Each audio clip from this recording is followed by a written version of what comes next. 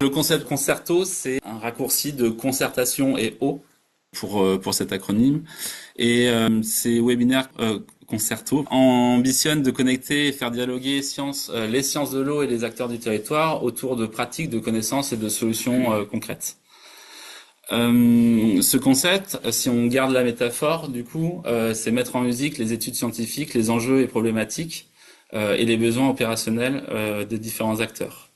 C'est à la fois croiser les expertises académiques et les pratiques de terrain, avec comme ambition d'équilibrer à la fois la partie production de connaissances, donc du côté scientifique, et les leviers d'action pour les acteurs du territoire.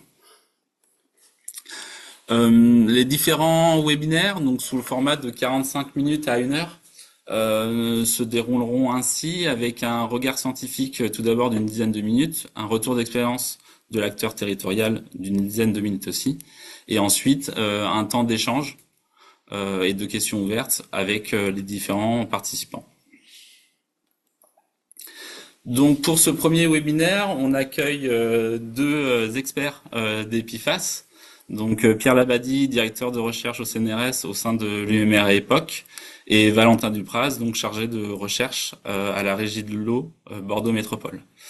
Donc je vais leur laisser la parole, tout d'abord à Pierre pour la partie scientifique et ensuite à Valentin pour la partie territoriale. Bonjour à toutes et tous. Je vais commencer par une très courte présentation, pas du tout exhaustive, sur quelques généralités sur les sources, la dynamique d'Epifas dans l'environnement. Et je terminerai par illustrer les travaux réalisés à l'époque sur le territoire sur l'Epifas. Donc, je ne sais pas quel est le niveau d'information des uns et des autres sur l'Epifas, mais quelques généralités pour commencer. Donc l'Epifas, c'est une très vaste famille. Il y a une succession de définitions, donc une très vaste famille de composés synthétiques produits par l'homme, dans des composés organofluorés. Il y a eu une succession de définitions proposées depuis 2011 pour essayer de définir cet objet, de le borner. La dernière en date, c'est la définition proposée par l'OCDE en 2021. Enfin, il y en a une plus récente du SIPA, mais celle qui fait référence ici, c'est celle de l'OCDE de 2021, qui a une définition structurale qui indique qu'un PFAS, ça va être un composé du type de celui illustré ici. Peut-être que je peux avoir le pointeur. Ouais. Voilà, de ce type-là. Donc, en gros, toute molécule qui va comporter le motif CF2 ou CF3 dans cette définition va être considérée comme un PFAS. Donc ça, c'est une définition qui est extrêmement large et qui, outre les composés classiquement considérés comme des PFAS, va inclure des composés beaucoup moins fluorés, que vous avez un certain nombre d'exemples ici sur cette diapo. Alors donc cette famille, elle est extrêmement vaste. Avec cette définition OCDE 2021, on n'est pas certain du nombre en fait de composés qui est regroupé dans la famille. Les chiffres fluctuent en fonction des sources, mais si on consulte par exemple la base de données US EPA qui s'appelle COMTOX, on voit qu'on a au moins 38 000 composés dans cette base de données qui répondent à la définition CDE, et c'est un chiffre qui est évolutif, un nombre qui est évolutif, parce qu'en fait la base de données est mise à jour régulièrement. Donc cette famille étant extrêmement large, on est obligé, donc elle regroupe des diversités de structures et on est obligé de distinguer différents sous-groupes pour s'y retrouver. Vous avez un exemple d'arborescence ici, et on fait des distinctions. Par exemple, on va faire une distinction entre les macromolécules, donc les polymères, et les molécules de plus faible masse molaire, donc qui ne sont pas des polymères, et qui, en tout cas en chimie de l'environnement, en écotoxicologie, ont concentré l'essentiel des travaux du fait du caractère plus mobile de ces petits composés, de leur caractère biodisponible et potentiellement toxique. Enfin, c'est avéré pour certains, on ne va pas le développer ici, mais on pourra répondre aux questions avec Valentin s'il y en a, en termes de toxicité. Donc l'essentiel de la recherche en sciences de l'environnement, elle se fait sur les composés de faible masse. Vous avez un exemple ici de composés de faible masse, non polymériques. Donc ici, j'exclus de la description qui est faite ici, je vais exclure les pesticides, les composés pharmaceutiques ou les gaz. Donc les PFAS, historiquement, correspondent aux composés du type de celui qui est représenté ici, donc constitué d'une chaîne alkyle en gris qui va être perfluorée ici, c'est-à-dire que tous les atomes d'hydrogène ont été remplacés par des atomes de fluor. On peut avoir aussi des composés polyfluorés, c'est-à-dire que dans ce cas-là, on conserve quelques atomes de fluor sur cette chaîne alkyle. Donc cette chaîne fluoroalkylée, elle va repousser à la fois l'eau et les graisses. Et on peut lui adjoindre un groupement fonctionnel. Ici, c'est un acide carboxylique qui, lui, va être hydrophile. Et si on combine les deux, on a un composé qui va être amphiphile, qui va être un agent de surface, qui va avoir tendance à se placer aux interfaces. Par ailleurs, la liaison carbone-fluor, c'est la liaison simple la plus stable dans le monde de la chimie organique. Et si on multiplie les liaisons carbone-fluor sur ce type de structure, on va aussi stabiliser la structure carbonée. Et donc globalement, le type de composé qui est illustré ici va également avoir une très grande stabilité chimique, électrochimique et thermique, et va également avoir des propriétés isolantes. Donc ces propriétés sont modulées en fonction de la structure de la molécule. Et voilà.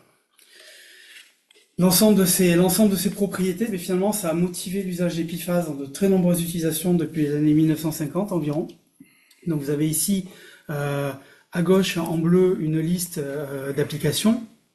Donc ça, c'est des composés qui vont être utilisés à la fois dans un contexte industriel et à la fois dans des produits manufacturés, des produits du quotidien.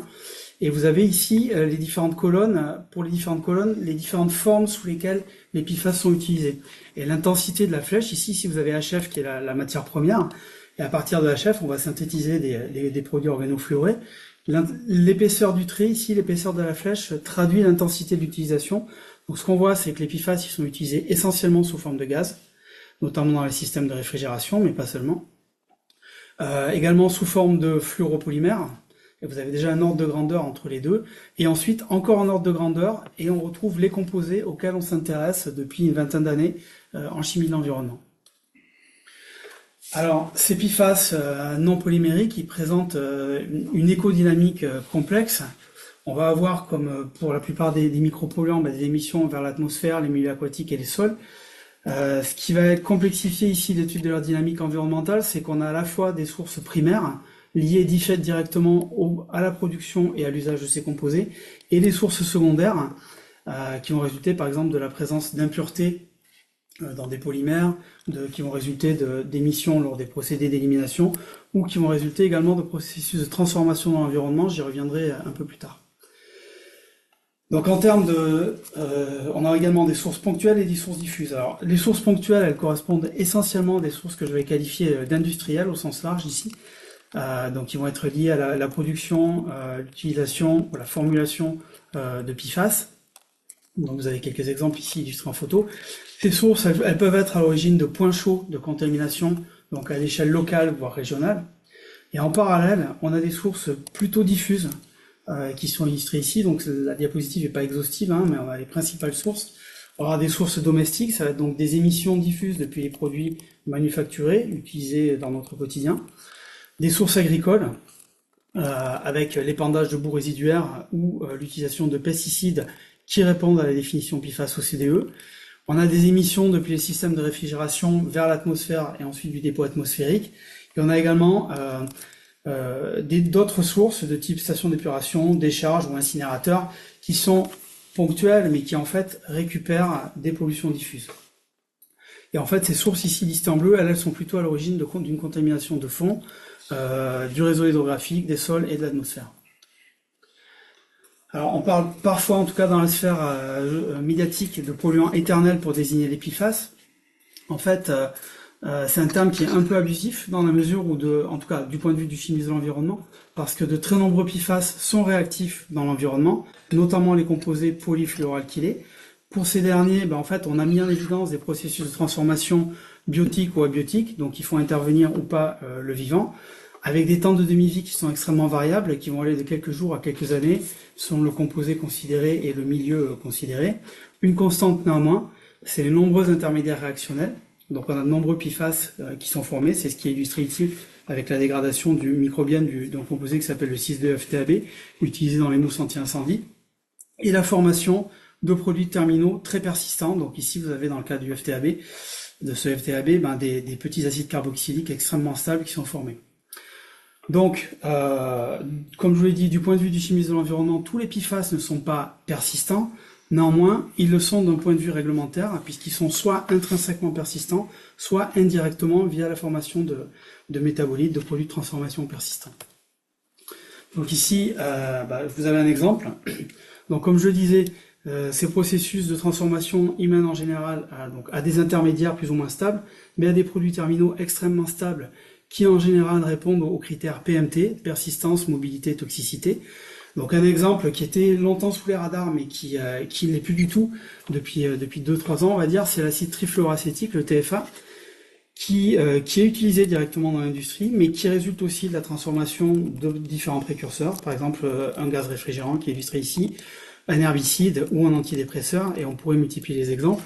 Et c'est un composé qui est vraiment plus sous les radars, parce qu'en fait, ses concentrations dans l'environnement augmentent de façon drastique, et vous avez ici l'évolution des concentrations de TFA dans les eaux souterraines au Danemark en fonction du temps, depuis les années milieu des années 50 jusqu'à la période actuelle, et vous voyez une tendance à l'augmentation extrêmement nette.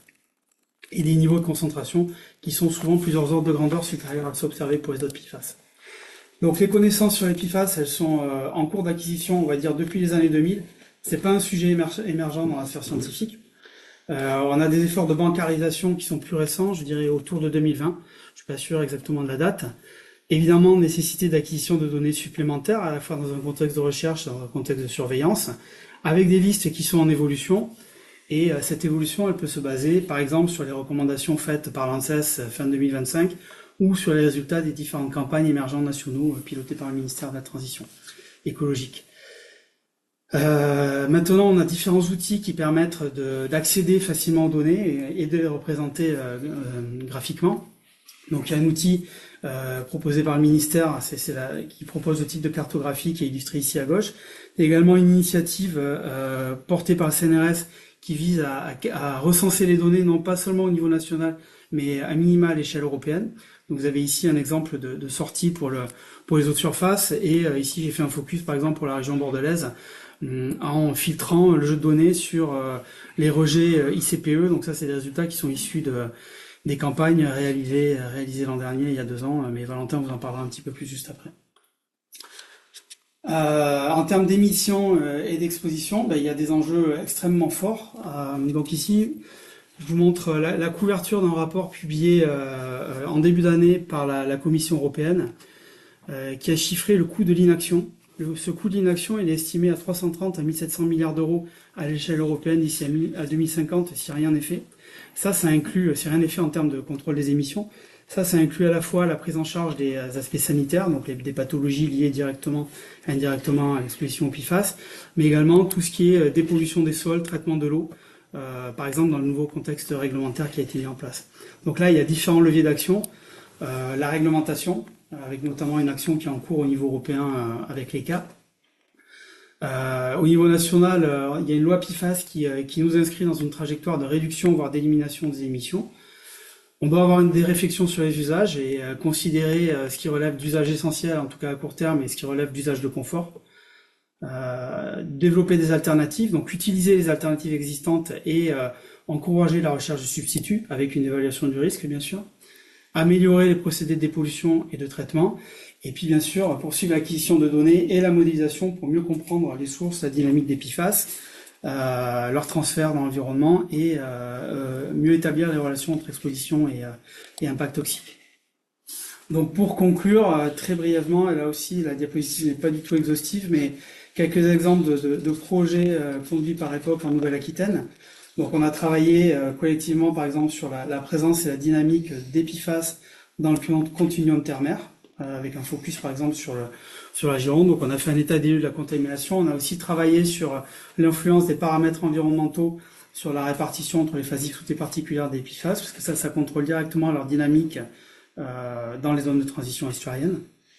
Et on travaille actuellement dans le cadre du projet Garbure, financé par l'Agence de l'eau, sur la présence et les sources de PFAS dans le bassin de la Garonne. Et on va démarrer sous peu un projet dans le cadre du BSGAR Roseau qui s'appelle ENA-PFAS et qui vise à dresser un état des lieux de la contamination des PFAS en se focalisant sur les ressources en eau et en travaillant également sur les procédés de décontamination. Voilà, j'en ai terminé pour cette présentation. Merci de votre attention. Merci Pierre pour cette présentation. On va laisser la parole maintenant à Valentin. Je le précisais dans le chat et j'ai oublié de le faire en début de webinaire. Vous avez l'onglet questions-réponses de Zoom où vous pouvez directement poser vos questions et voter pour les questions les plus importantes et pertinentes à vos yeux, qui serviront de base pour les discussions après la présentation de Valentin. Bonjour à tous, Valentin Duprat, donc moi je suis chargé de recherche en écotoxicologie, chimie analytique environnementale dans la direction recherche, innovation et transition écologique de la Régie de l'eau Bordeaux Métropole. Donc je vais vous faire un petit tour en fait des actions qu'on mène sur la problématique des PFAS donc à la Régie. Donc la Régie de l'eau Bordeaux Métropole qui est en charge de la production d'eau potable pour la métropole de Bordeaux depuis 2023 et de l'assainissement collectif depuis 2026. Donc pour les ressources exploitées donc par la régie, on est exclusivement sur des ressources souterraines du niveau de Bordeaux, avec notamment les nappes de l'Oligocène et l'Éocène qui sont les plus utilisées, puis quelques forages aussi, quelques sources et forages au Miocène, forages au Crétacé, et bien sûr avec des ressources profondes Éocène, Crétacé qu'on tend à préserver un maximum avec des limites annuelles de prélèvement. Et évidemment, une réalité en fait un peu plus complexe que ça, c'est-à-dire en fait de fortes hétérogénéités, par exemple de l'Oligocène qui peut être aussi bien trouvé en surface qu'à 200 mètres de profondeur. De nombreuses interactions possibles entre les nappes, rivières, puis drainance verticale ascendante, descendante, et notamment quand même à souligner ce qui va nous intéresser dans le cadre notamment de ces PFAS, c'est des impacts anthropiques potentiels non négligeables et une permanente recherche en fait de nouveaux prélèvements, de substitutions, comme j'en parlais juste avant, pour préserver les ressources souterraines les plus profondes.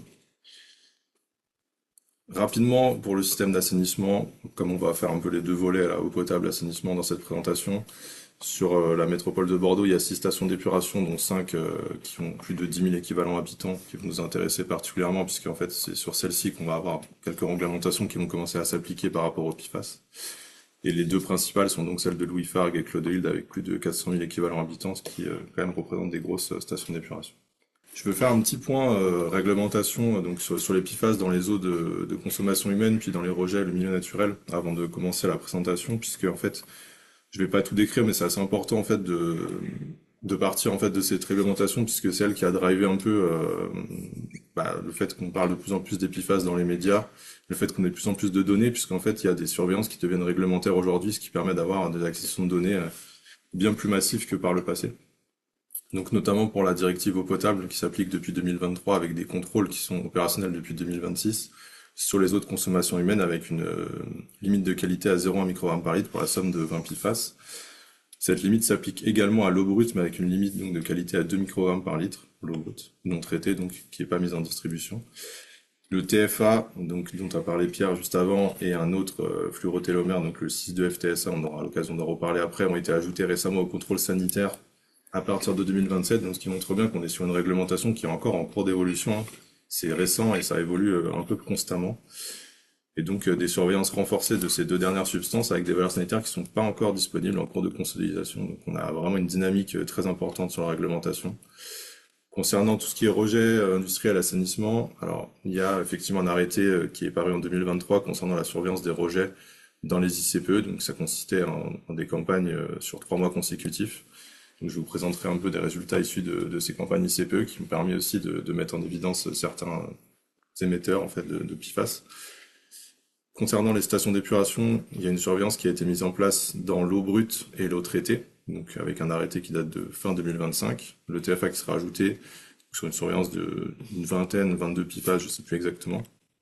Donc sur les stations d'épuration de plus de 10 000 équivalents habitants.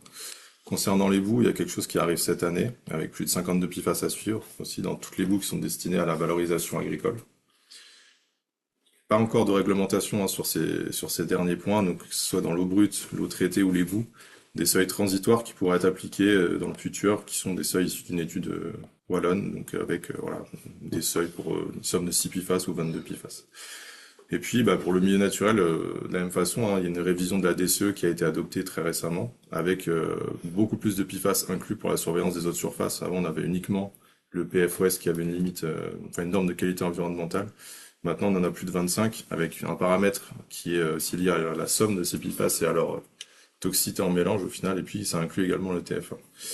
Donc voilà, je vais pas m'arrêter plus longtemps sur la réglementation, mais tout ça pour vous dire que c'est des choses assez récentes et qui sont en constante évolution. Pour nous, c'est pas forcément facile de s'adapter. Néanmoins, à la Régie d'eau Bordeaux Métropole et par le passé, hein, quand c'était une gestion qui était encore en délégation de service public aussi par la direction de l'eau à Bordeaux Métropole, des choses avaient été lancées donc depuis 2013 pour la surveillance des PFAS dans les ressources. Donc dans ce qu'on considère comme les ressources les plus sensibles pour nous, c'est-à-dire les principales ou celles qui pourraient être influencées par des activités anthropiques. Donc je vais vous présenter ensuite sur ces ressources-là des données entre 2021 et 2025 avec une vingtaine de PFAS recherchés. On en inclut toujours un peu plus au fil des années. Donc là aujourd'hui on est à 28 PFAS suivis. Donc rapidement, pour vous montrer un peu la distribution des concentrations qu'on peut retrouver dans les différentes ressources exploitées à la régie. Alors c'est pas toutes les ressources qu'on exploite, hein, mais encore une fois c'est celles qu'on considère comme les plus sensibles. On peut voir assez rapidement qu'en fait entre le type d'eau, donc entre l'eau brute qui est puisée dans le Miocène, donc la nappe les plus superficielles qu'on exploite en rouge, ou celles dans l'Oligocène qui sont un petit peu plus profondes en vert, ou l'eau superficielle qui sont des cours d'eau là qui sont proches des ressources qu'on exploite. En fait, on voit qu'il n'y a pas forcément de tendance qui se dégage entre ces trois types d'eau. On peut voir en fait en revanche que en fait, on a des concentrations relativement basses pour la plupart des ressources qu'on exploite, puisqu'en fait la médiane est en dessous de 0,010 microgrammes litre. On est 10 fois en dessous de la norme pour les autres consommations humaines pour la plupart des points. Néanmoins, on a quand même un point ici, vous voyez, qui se ressort un peu du lot, donc c'est un point sur lequel on a décidé de pousser un peu l'investigation pour essayer de comprendre en fait d'où viennent les PFAS qui sont retrouvés dans cette ressource-là. Donc je vais en parler ensuite un peu plus en détail. Si on regarde les concentrations en fait dans ces différentes ressources, cette fois-ci en fonction du temps, je vous ai mis le seuil, qui est le seuil, donc la limite de qualité pour les autres consommations humaines qui est à 0,1 microgramme par litre. Je rappelle bien que c'est un seuil pour les autres consommations humaines, c'est-à-dire que là, on regarde des ressources, donc on fait l'hypothèse qu'il n'y a pas de dilution de ces ressources ni d'abattement par le traitement. Ce qui n'est pas une hypothèse complètement réaliste, on est d'accord. Et le vrai seuil qu'on devrait regarder, en fait, c'est 2 microgrammes par litre. Donc là, même s'il y a une concentration effectivement qui paraît au-dessus de cette limite de qualité, en fait, dans la réalité, quand l'eau est distribuée, je vous rassure, on est bien en dessous de ce seuil, de cette limite de qualité. Néanmoins, ça montre bien que pour ce point-là, même si on a des variations en fait au cours des années, on voit que ces dernières années, on est comme sur des concentrations qui sont plus élevées dans cette ressource, la galerie de Copian par rapport aux autres ressources exploitées par la régie. Donc on a essayé de comprendre pourquoi. Et notamment, on s'est donc servi de ce qui était disponible dans les campagnes réalisées sur les ICPE, afin de voir si dans la zone de cette galerie, il y avait des ICPE qui émettaient des PFAS qui pourraient expliquer ces contaminations. Donc on a trouvé un ICPE pour lequel en fait les profils moléculaires des PFAS dans le rejet de l'ICPE et dans notre galerie exploitée sont très proches, comme vous pouvez le voir sur ces deux graphiques, on pourrait presque les superposer.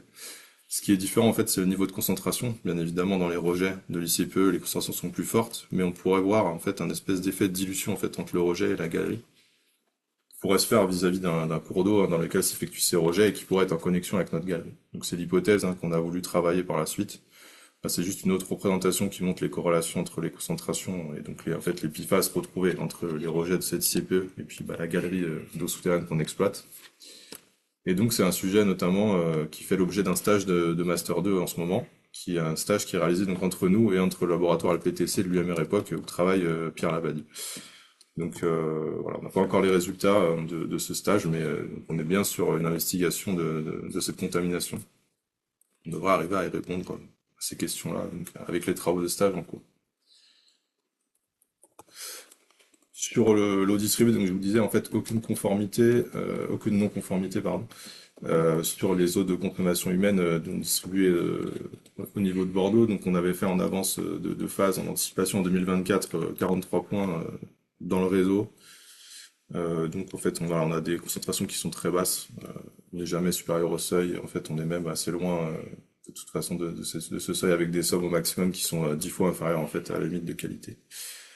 On est aussi allé faire un état des lieux de l'acide trifluoroacétique, le TFA dont on parle beaucoup, dans le cadre d'un partenariat qu'on réalise avec Haute-Paris.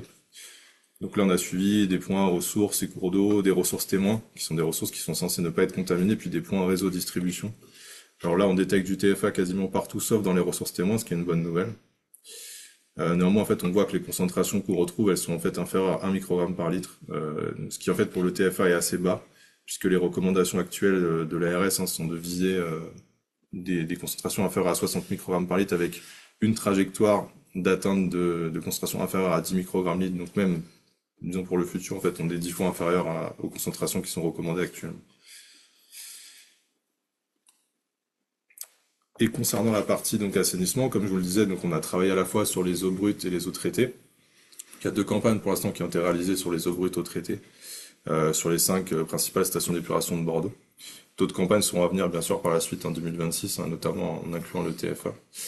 Rapidement pour vous montrer ce qu'on obtient, donc là sur les différentes stations d'épuration, en fait on a, là j'ai représenté les profils un peu moléculaires des PFAS en histogramme empilé.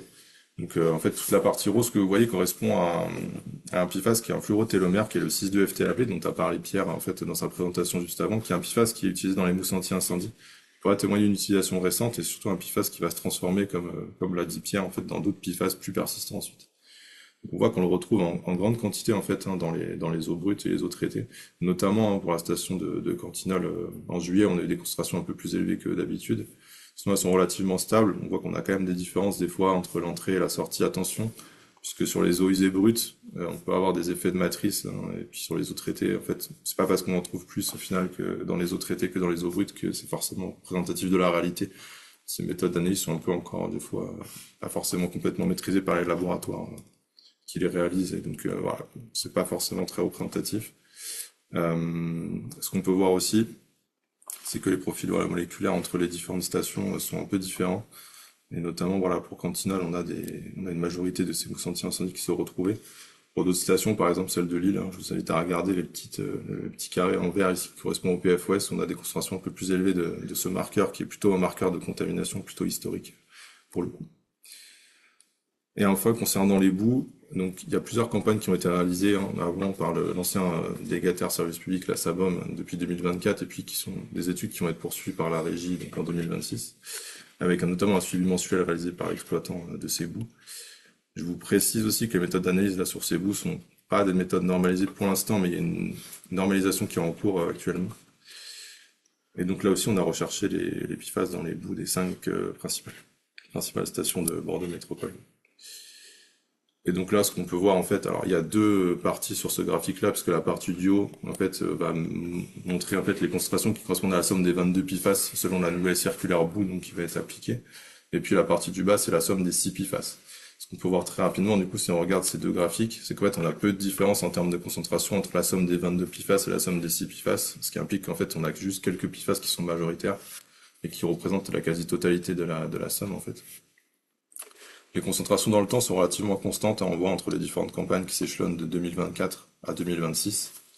Ce qu'on peut voir en fait, c'est qu'on a une station qui se détache un peu largement du reste. Si on prend, si on nommait en fait la valeur un peu étonnante qu'on a pu observer à Saint-Barrège sur une des campagnes. Donc sur cette station d'épuration, on a une concentration des 6 PFAS qui dépasserait le seuil de cette circulaire qui n'est pas encore quelque chose de réglementaire, je le rappelle, mais qui dépasserait ce seuil de 40 microgrammes par kilo. Par précaution, les bouts des stations d'épuration sont incinérés depuis fin 2025, en avance, en anticipation de cette future réglementation, et une étude qui est en cours pour essayer d'identifier la source de contamination de ces bouts. Donc pour conclure, hein, les PFAS pour nous c'est un sujet majeur, de toute façon c'est un sujet majeur pour toutes les collectivités en fait, notamment depuis 2023, en tout cas plus depuis 2023 parce qu'il y a eu l'arrivée de cette directive sur les eaux de consommation humaine et puis toutes les autres qui ont suivi. Pour la régie en fait il y a pas mal de choses qui ont été faites en anticipation et notamment des suivis mis en place sur pas mal de choses qui n'étaient pas réglementaires encore à l'époque où ils ont été lancés. C'est des choses qu'on poursuit en fait et qu'on renforce hein, sur la ressource, l'eau distribuée, les eaux brutes, les boues. Et notamment, on va jusqu'à voilà, l'identification des sources dans certains cas, et notamment avec des partenariats, dont celui dont j'ai mentionné avec le stage de M2 en partenariat avec le laboratoire LPTC de l'UMR Époque. Et je rappelle qu'encore une fois, de notre côté, on a de la chance, puisque bon, c'est pas forcément le cas de toutes les collectivités en France, mais on n'a aucune non-conformité sur l'eau distribuée, puis sur la partie assainissement, puisqu'en fait, il n'y a pas encore de réglementation bien en place. Voilà, merci de votre attention. Merci Valentin. On va prendre les questions. La première, c'était lors de la présentation de Pierre. Sur la slide présence et dynamique dans le continuum terre-mer, quels sont les PFAS étudiés? On a mentionné somme, mais on a des pouvez-vous listes me qui sont préciser évolutives. lesquels? J'ai commencé à travailler sur les PFAS il y a plus de 15 ans et on travaillait sur une douzaine de composés à l'époque. La diapo que j'ai présentée là correspondait au dosage d'une trentaine de composés, essentiellement des acides carboxyliques, sulfoniques, quelques composés neutres. Voilà, c'est une liste qu'on a enrichie depuis. À l'époque, on ne dosait pas encore les composés type FTAB. Voilà. Donc une liste assez classique et finalement assez restreinte, mais c'est des travaux qui pour certains ont une dizaine d'années, hein. Ça explique le choix des composés. Qui est lié aussi, et ça c'est vrai que c'est un écueil qui est récurrent, à la disponibilité des étalons analytiques en fait. On peut doser quantitativement que les composés pour lesquels on va disposer de solutions de référence en fait. Voilà, donc ça explique l'évolution des listes, notamment. La deuxième question, c'était plus Pouvez-vous pendant nous la confirmer présentation de Valentin que l'Oligocène est touché par les PFAS. En fait, l'Oligocène, c'est large. En fait, comme je le disais, nous, en fait, on peut le capter en surface, hein, quand il émerge dans les sources, par exemple, où il peut être captif à plusieurs centaines de mètres en fait de profondeur. Donc, dans ce que j'ai présenté, notamment, en fait, on a des ressources témoins dont j'ai parlé dans une des slides, qui sont, par exemple, de l'Oligocène qui est captif, où on retrouve pas de PFAS, forcément, à d'autres endroits où, en fait, il peut y avoir des échanges avec des cours d'eau, par exemple, en surface, ou d'autres types de sources diffuses, et bien oui, en fait, on peut avoir des contaminations de l'Oligocène. En fait, ça dépend, en fait, du contexte et de sa profondeur, évidemment. Ouais. Merci pour cette réponse. On a deux autres questions. Pourquoi avoir visé uniquement les ICPE dans les suivis, dans les surveillances, et non pas, par exemple, les steppes urbaines? Dans le cas de ce que j'ai présenté sur les ICPE, en fait, on avait quand même une suspicion de la contamination de la galerie de copiants, puisqu'en fait, il y a des études qui avaient été réalisées par le passé, qui modélisaient des transferts potentiels de particules, en fait, de certains sites vers un cours d'eau et du cours d'eau vers cette galerie-là. Donc, en fait, tout simplement pour faire un premier coup de sonde, j'ai regardé sur un ICPE qui rejetait dans ce cours d'eau-là. Et en fait, en voyant donc le parallèle que vous avez pu voir aussi, hein, la correspondance, la corrélation même entre les concentrations dans le rejet et dans notre galerie, en fait, on a pu émettre cette hypothèse assez forte que, en fait, les ICPE dans ce cas-là pouvaient expliquer la contamination de cette galerie-là. Après, c'est vrai que de manière plus globale, on peut avoir des sources de contamination qui sont pas uniquement de ces ICPE, hein, évidemment, et les stations d'épuration pourraient aussi participer. Néanmoins, en fait, ce que j'ai pas précisé, c'est que à Bordeaux, les stations d'épuration rejettent exclusivement, enfin, quasi exclusivement dans la Garonne.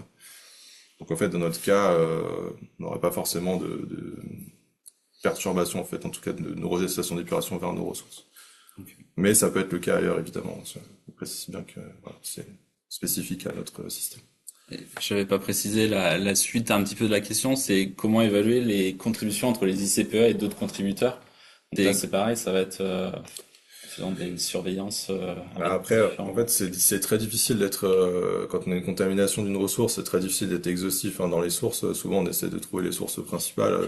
Pour la problématique des PFAS, c'est très compliqué parfois, puisque en fait, des fois, on identifie notamment des sources auxquelles on n'aurait pas pensé, puisque des fois, ça peut être d'anciennes décharges qui sont plus visibles, hein, sur les cartos, même sur les photographies aériennes, parce qu'elles ont été recouvertes. Hein. J'ai eu le cas, alors pas sur Bordeaux, mais une étude qui avait démontré qu'une source avait été identifiée d'une ancienne décharge recouverte qu'on voyait plus du tout, en fait, mais qui relâchait, en fait, les PFAS dans la nappe et qui se contaminait au fur et à mesure. La problématique de ces PFAS, comme l'a dit Pierre, c'est que des substances qui sont très persistantes, hein, certaines qui sont très mobiles, donc en fait, des fois on a beaucoup de difficultés à identifier les sources, justement. Donc, Ouais. On peut avoir des approches complémentaires.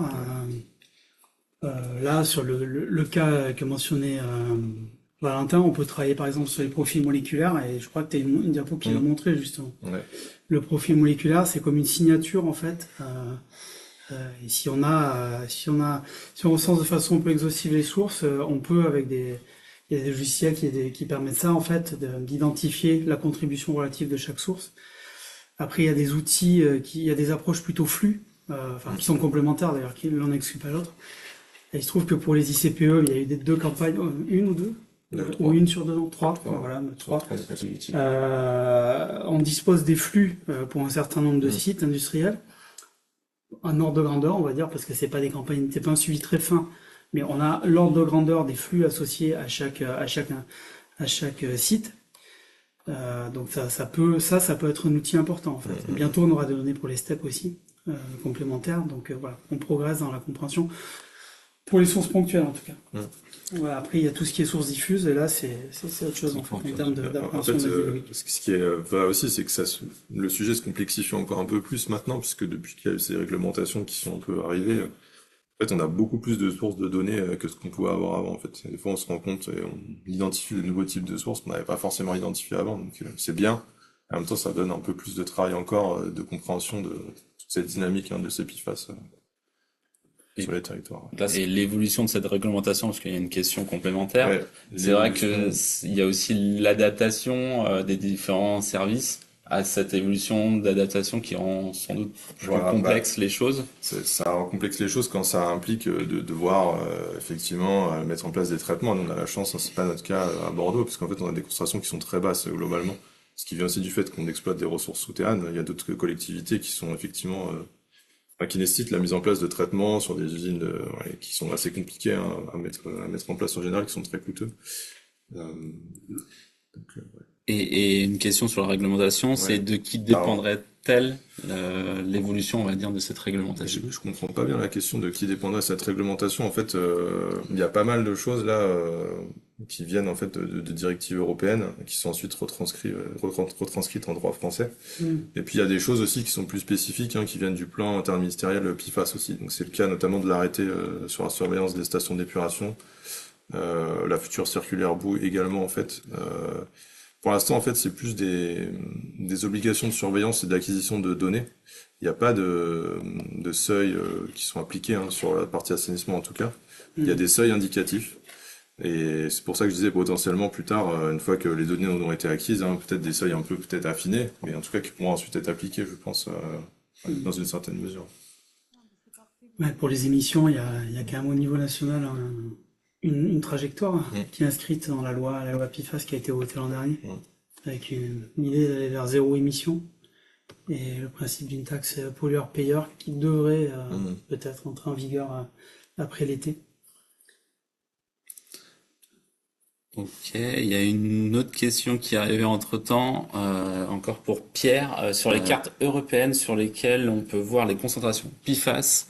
Ces concentrations sont mesurées dans l'eau ou dans une autre matrice, dans d'autres matrices. C'est vraiment pas les cartes. Ouais, alors donc là, ça fait référence à l'initiative PDH du CNRS, c'est PFAS Data Hub. L'idée là, c'est de compiler, de rendre accessibles des données de type extrêmement variés. Donc des données de surveillance, c'est qui sont pas toujours, qui sont bancarisées, mais qui sont pas toujours simples à consulter, mais aussi des données issues des travaux de recherche. Donc en fait, on peut tous y contribuer. Et ça concerne énormément de matrices. Donc là, j'ai juste cité deux exemples, eau de surface et rejet ICPE, mais on a aussi eau souterraine, sol, biote, voilà. Enfin, c'est extrêmement large. C'est assez hétérogène hein, en termes de richesse. Voilà, sur les eaux de surface, il va y avoir beaucoup plus de données. Pareil pour les eaux souterraines. Pour le biote, il y en a, mais dans une moindre mesure. Pour les sols, c'est plus pauvre. Je sais plus s'il y a un compartiment atmosphère, mais s'il y en a un, à mon avis, il y a presque pas de données dedans. Voilà. Et c'est évolutif. On peut faire à la fois, on peut consulter l'outil de représentation spatiale, et on peut également récupérer les données très facilement. Voilà, ça c'est assez puissant comme outil. Merci Pierre pour cette réponse complète. Et sédiments, oui, je vois la question dans le chat là, oui bien sûr. Il y a des données sédiments bien sûr dans la base. Et il y avait une question aussi sur les intervalles, sur les représentations. Est-ce que c'est à titre informatif ou arbitraire? Alors les intervalles, en tout cas les seuils côté de la présentation de Valentin, c'est plus par rapport aux normes réglementaires. Alors j'en ai présenté plusieurs. Ouais. Il y a un seuil hein, qui est impératif à respecter, c'est la limite de qualité eau potable dans les autres consommations humaines qui est de 0,1 microgramme par litre pour la somme de 20 PFAS. Tout le reste, en fait, tout le reste, en fait, il y en avait peut-être un autre seuil que j'ai présenté, c'était celui de 40 microgrammes par kilo ou 400 microgrammes par kilo, là, pour les sommes de 6 ou 22 PFAS dans les bouts des stations d'épuration. Ça, c'est des seuils qui sont pour l'instant à titre indicatif, mais qui pourraient devenir réglementaires à un moment donné. Ah oui, non, en fait, ça concernait. Je suis pas sûr que ça Ouais, c'est ça. Je pense que ta réponse était intéressante. Mais voilà, comme ça sera fait. Pas l'objet que c'était fait. Mais je pense que c'était plus par rapport à Ouais, ce que c'est tu ça. présentais toi, La question. parce que c'était une réponse. Oui, c'est des seuils qui étaient arbitraires en fait. Ça faisait pas du tout référence à la réglementation. On a connaissance qu'il n'y a pas de réglementation, pas de seuil sédiment de toute façon. C'était nous plus un outil de représentation graphique en fait de la spatialisation de la contamination de l'estuaire de la Gironde et de la vasière Ouest Gironde. Voilà. Donc purement arbitraire. Une question de la quantification de Jean-Philippe Violi là, des bouts. C'est marrant parce que c'est exactement une question qu'on s'est posée en fait et c'est exactement ce qu'on a fait du coup. En fait, on a envoyé des échantillons à l'aveugle à 3 laboratoires parce qu'en fait les résultats sur les bouts étaient donnés avec des incertitudes de 60%, ce qui est quand même assez énorme. Et puis voilà, bon, on peut toujours avoir des doutes hein, sur ces concentrations, donc on l'a fait et c'est vrai que ça dépend des PFAS en fait. Il y en a qui sont assez reproductibles entre les différents laboratoires, on va dire. C'est le cas du PFOS par exemple, hein, qui nous intéressait nous particulièrement. Donc on s'est dit que nous les données sur le PFOS au moins étaient relativement fiables. Par contre c'est vrai que pour d'autres c'est plus compliqué. Mais en fait comme je te Mm. disais, il y a quand même une norme là en fait qui est en cours d'élaboration, donc qui devrait un peu cadrer un peu mieux les choses pour les laboratoires et donc ça devrait se préciser. Ouais. Là, il y a des enjeux de coût, en fait, il y a des Ouais. disponibilités, notamment on l'appelle des talons internes, donc Ouais, des surtout composés que, marqués qu'on va utiliser pour quantifier les PFAS surtout que la natifs. liste bout elle est quand même Et, très large parce qu'il y a plus de 50 PFAS à analyser. ouais, voilà. Et sur des listes aussi longues, c'est pas sûr qu'on puisse avoir à chaque fois ce qu'on appelle l'isotopologue, c'est-à-dire le composé, l'analogue Mhm. marqué au carbone 13, par exemple. Mhm. Et quand on n'a pas cet isotopologue, en fait, sur des matrices aussi complexes que les bouts, ben, on peut avoir des déviations et des performances analytiques qui Ouais. sont moins bonnes. Ouais, Je pense que ça explique peut-être en partie la variabilité que vous avez pu observer. ouais, puis c'est ce que je disais aussi un peu sur les résultats au brut, au traité, où on a parfois des différences, hein, mais ça explique aussi des difficultés d'analyse, même sur cette matrice eau, quand c'est sur des eaux chargées. Donc bon, voilà, c'est sûr qu'il y a des analyses qui peuvent être faites, mais des fois les résultats, faut les interpréter voilà, en connaissance de cause, on va dire. Il y a une Tant qu'il n'y a question pas de vraie norme potentiellement derrière. pour Pierre, du coup, sur la toxicité. Alors, j'en ai pas parlé par manque de temps. Je pense que Valentin enfin, je peux en dire deux mots, mais Valentin sera plus compétent que moi sur le sujet. Donc, je pense que ce qu'on peut dire, c'est que donc la famille est extrêmement vaste. On va Mm. repartir de ça. Dire que la toxicité des PFAS, elle est assez bien caractérisée pour un nombre très réduit, 5-6 principalement. On peut élargir un peu la liste. Après, voilà, 10-20 composés pour lesquels on a des données, mais de façon parcellaire. Et après, pour l'immensité des PFAS, on a peu, voire pas de données. Ouais. Voilà. Donc il y a des effets qui sont recensés chez l'homme, chez l'animal aussi en laboratoire. Après, des associations qui peuvent être observées in situ pour la faune sauvage. Voilà. Je sais pas si tu... Non, mais en fait, c'est ça. En fait, sur la toxicité humaine, moi, j'ai pas forcément de données de compétences particulières en toxicité humaine. Mais effectivement, les 20 PFAS qui ont été retenus, notamment dans la directive eau potable, en fait, c'est les 20 PFAS qui sont les mieux connus, à la fois en termes d'occurrence, mais aussi en termes de toxicité. Donc, en fait, voilà, c'est une première chose. Ensuite, ce qui est important de garder en tête sur ces PFAS, c'est qu'ils ont effectivement pas tous la même toxicité, ça va dépendre des organismes. C'est pour ça que là, pour la nouvelle directive cadre sur l'eau, il va y avoir un seuil qui est en équivalent PFOA, donc qui est un PFAS qui est très bien connu, notamment au niveau de sa toxicité. Et donc l'idée ce sera de modéliser un peu la toxicité des 25 PFAS, mais en exprimant le résultat en équivalent PFOA pour lequel on a une bonne connaissance des effets toxiques. Ça permettra de mieux protéger en fait les écosystèmes aquatiques. Je parle pour cette partie mieux parce que c'est vrai que au moment d'écotoxicologie, j'ai pu travailler sur le milieu naturel, donc là ça je connais mieux. En fait, c'est des méthodes qui demandent d'acquérir beaucoup de données en fait hein, sur toutes les PFAS, sur la toxicité individuelle, mais qui permettent ensuite d'exprimer l'effet global d'un mélange de PFAS, ce qui est quand même beaucoup plus intégrateur et beaucoup plus précis, en fait, en termes de protection du milieu naturel. Ouais, alors après, je suis pas sûr que dans la DCE, ce qui est utilisé, c'est des RPF, enfin, des facteurs de toxicité Pour le, relatifs pour convertir. pour la Par prochaine, contre, hein, pour la révision, ouais, dans la révision, dans la révision, tu ouais, considères quand actuellement, même les produits. Je ouais. pense pas que l'idée soit d'appréhender le mélange finalement, Dans la et révision plus de la de DCE, les convert. Oui, mais la parce que révision, tu c'est les ça, je considères, pense. tu considères une liste, mais Ouais. je pense que malgré tout, la toxicité, elle est considérée individuellement et pas nécessairement en mélange. Tu vois, c'est toujours un défi. Ouais, je sais pas, ouais. Parce que Non? pour le coup, cette approche-là, elle exprimerait bien la toxicité du mélange. Mais bon, en fait, ouais, Ouais. ça n'a pas été encore vraiment appliqué, hein, donc je sais pas exactement ce qu'il y a derrière. En tout cas, ce qui est sûr, c'est qu'à l'heure actuelle, alors peut-être qu'avec l'IA ça changera, j'en sais rien. Mais à l'heure actuelle, en fait, ça paraît complètement illusoire donc déjà, personne n'a dit que tous les PFAS étaient toxiques au même degré. Ça c'est sûr. Ce qui est sûr, c'est qu'il y a quelques certitudes et beaucoup d'inconnus. Mais en tout cas, pour l'instant, c'est illusoire de renseigner individuellement la toxicité de chaque PFAS, donc à l'échelle moléculaire. C'est encore pire si on considère un mélange hyper complexe de PFAS en présence d'un mélange hyper complexe d'autres polluants.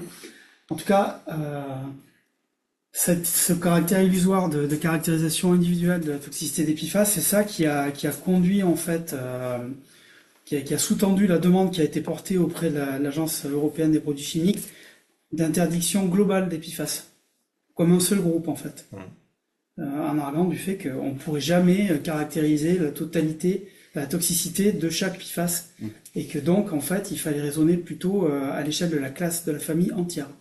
En tout cas, c'est cet argument-là qui a été avancé et qui, pour l'instant, en tout cas, a été retenu. Il y a eu 2 avis de l'ECA, là, très récemment, je sais pas, il y a 10 jours, 15 jours, je sais plus, qui vont plutôt dans ce sens, en fait.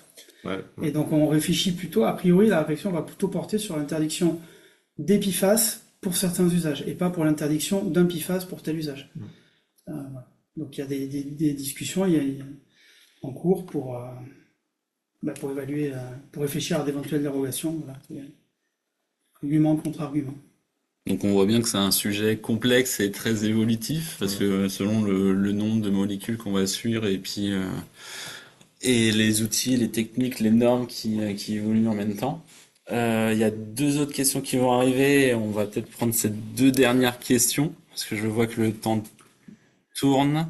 Quelle mesure des élus ou des collectivités qui souhaitent agir dès maintenant sur cette question des PFAS peuvent-ils agir sur ces derniers via les documents d'urbanisme au regard de l'état actuel de la réglementation? Ouais, non, je vais pas pouvoir répondre spécifiquement à cette question-là. La manière dont on peut agir, je pense qu'il y a plein de façons de faire. La régie, c'est quand même un système très complexe, hein. Moi, je m'occupe d'une partie de ce qui concerne le PFAS, mais il y a plein d'autres collègues qui gèrent d'autres aspects. Notamment, ça peut être de fixer des seuils sur les conventions de déversement pour les industriels, hein. Chose qui n'était pas forcément faite jusqu'à maintenant. Je donne un exemple comme ça, mais je pourrais pas répondre de manière exhaustive à votre question, donc je préfère pas m'aventurer sur ce terrain-là. Et dans ta présentation, du coup, il y avait aussi la partie de la surveillance pour mieux Et la partie comprendre, surveillance, effectivement. déjà pour anticiper les choses, notamment sur le territoire. Nous, on a été, notamment, enfin, on était bien content d'avoir accumulé des données de contamination de certaines de nos ressources en PFAS avant que la directive arrive, hein. Puisqu'en fait, on a pu se positionner, du coup, et savoir qu'en fait, on n'avait pas de problème majeur, on n'avait pas besoin de mettre en place certains traitements, et de renforcer potentiellement la surveillance sur les ressources qui sont les plus influencées par ces contaminations. Donc l'acquisition de connaissances, hein, c'est très important, effectivement. Maintenant, c'est réglementaire, hein, puisqu'il y a une autosurveillance à effectuer sur l'eau de consommation humaine, mais c'est très important, effectivement, de suivre les potentielles sources sur son territoire. Ouais. Il y a une autre question, alors je sais pas, sur la partie substitution. Donc, avez-vous des connaissances de molécules ou de solutions non toxiques qui pourraient remplacer les PFAS? Bonne question. Oui. C'est pas mon domaine, mais il y a des publications dans la littérature qui traitent de ce sujet, des rapports aussi. Il y a quelques exemples, par exemple dans les textiles imperméabilisés, en fait, il y a des solutions qui reposent sur des cires, par exemple, certaines d'origine végétale, mais pas uniquement, pour remplacer les PFAS et garantir l'imperméabilité. Pour les ustensiles de cuisine, il y a des solutions sans PFAS. Ouais, clairement, ouais. Des solutions sans PFAS, par exemple l'aluminium, l'acier, inoxydable ou pas, la fonte. Voilà, il y a des solutions qui existent, parfois avec des performances moindres, mais de toute façon, ça nous interroge sur le caractère essentiel des usages. J'en parlais vite fait dans ma présentation. Voilà, savoir où les PFAS sont utiles, où est-ce qu'ils sont essentiels, où est-ce qu'ils rendent des services essentiels à la société. Sur le court terme, par exemple dans le domaine biomédical ou la transition énergétique, même s'il y a beaucoup d'actions en R&D, on n'a peut-être pas de solution aussi performante sur le court terme. En tout cas, pour beaucoup d'applications, il existe déjà on peut se passer des PFAS. Donc je cite l'exemple des cires, voilà, à chaud là en direct. J'en ai pas d'autres qui me viennent, mais je sais qu'il y en a qui existent aussi pour les emballages alimentaires. De toute façon, le Danemark, par exemple, a interdit les PFAS dans les emballages alimentaires. Donc il y a des substituts qui sont utilisés pour traiter les cartons. C'est juste que là, je peux pas vous donner la nature chimique, mais il y a des articles qui le recensent. Ouais. C'est pareil pour les mousses anti-incendie. Enfin voilà, il y a un projet européen qui recensait en fait les utilisations et qui faisait une évaluation du risque en parallèle et qui trouvait que pour à peu près 75% des utilisations, on disposait déjà d'alternatives. Pas forcément toujours avec le même niveau de performance, mais on peut aussi questionner le niveau de performance attendu Voilà, est-ce que par exemple pour une veste de sport d'extérieur, on a besoin d'avoir la performance ultime, ou est-ce qu'on peut accepter une performance dégradée si la solution retenue est plus vertueuse? Bon, je pense que la réponse est dans la question, mais voilà, Pour les fardes de ski aussi, ça a été remplacé. voilà, Ça ne m'a exactement. pas posé de problème. J'ai l'impression que les gens glissent toujours assez bien sur la neige. Hein, Donc merci Pierre pour cette réponse assez précise quand même sur des chiffres où il y a des possibilités d'évoluer ou de substituer certains PFAS.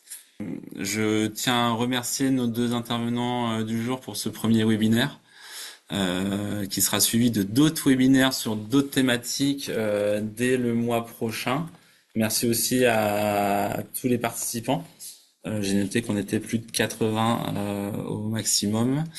Les prochains événements du coup des webinaires concerto auront lieu le 11 juin sur l'évolution des communautés de poissons en habitat restauré en estuaire, ainsi que le 9 juillet sur comment la sobriété questionne l'économie des services d'eau également. Sur ces deux dates-là, avant de faire une pause estivale, vous recevrez bien sûr les informations concernant les prochains webinaires, ainsi que la mise à disposition du replay. Je vous remercie à tous et je vous souhaite une bonne fin de journée.